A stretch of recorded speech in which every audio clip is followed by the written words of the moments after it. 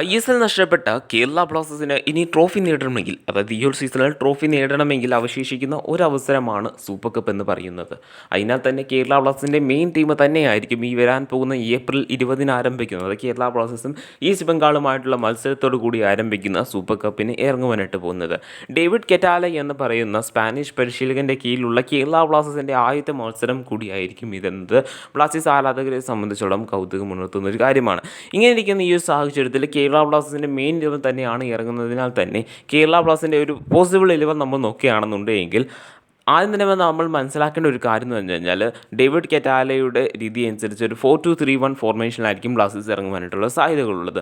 അതുമാത്രമല്ല 6 വിദേശ താരങ്ങളെയും മെയിൻ 11 ഇറക്കാം എന്നതിനാൽ തന്നെ 6 വിദേശ താരങ്ങൾക്കും മെയിൻ 11 ഇറങ്ങാനുള്ള സാധ്യതകൾ കൂടുതലാണ്.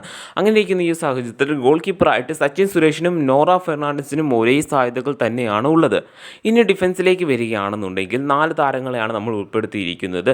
ലെഫ്റ്റ് ബാക്ക്, റൈറ്റ് ബാക്ക് പൊസിഷനിൽ ഐബാൻ ഡോഗിലിംഗും സന്ദീപ് സിംഗും ആവാനാണ് സാധ്യതകൾ കൂടുതൽ. ഇനി ഡിഫൻസിലേക്ക് വന്നു കഴിഞ്ഞാൽ മിലോസ് ഡ്രിൻസിച്ചും അതോടൊപ്പം തന്നെ വികാസ് ഷ്രിങ്നാമിനും സാധ്യതകൾ ഏറെയുണ്ട്.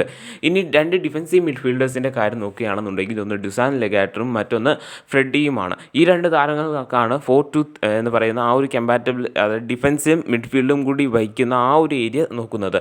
ഇനി 4-2-3-1ലേക്ക് വരികയാണ്. അതായത് ഇനിയുള്ള ഫ്രണ്ടിൽ കളിക്കുന്ന 3 പേരെന്ന് പറയുന്നത് മിക്കവാറും കേരള ബ്ലാസ്റ്റേഴ്സിൻ്റെ 3 താരങ്ങൾ, അതായത് കേരള ബ്ലാസ്റ്റേഴ്സിൻ്റെ 3 വിദേശ താരങ്ങളാവാനാണ് സാധ്യതകൾ കൂടുതൽ.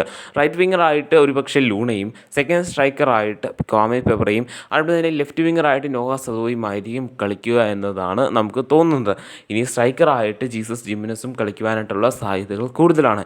ഇങ്ങനെയാണ് നമ്മൾ ഒരു പ്രോബബിൾ 11 നമ്മൾ സെറ്റ് ചെയ്തിട്ടുണ്ട് എങ്കിലും കേരള ബ്ലാസ്റ്റേഴ്സിൻ്റെ ടീമിനെ സംബന്ധിച്ചിടത്തോളം ഒരു വിദേശ താരത്തെയെങ്കിലും സൈഡ് ബെഞ്ച് ഇരുത്തുവാനുള്ള സാധ്യതകൾ കൂടുതലാണ്.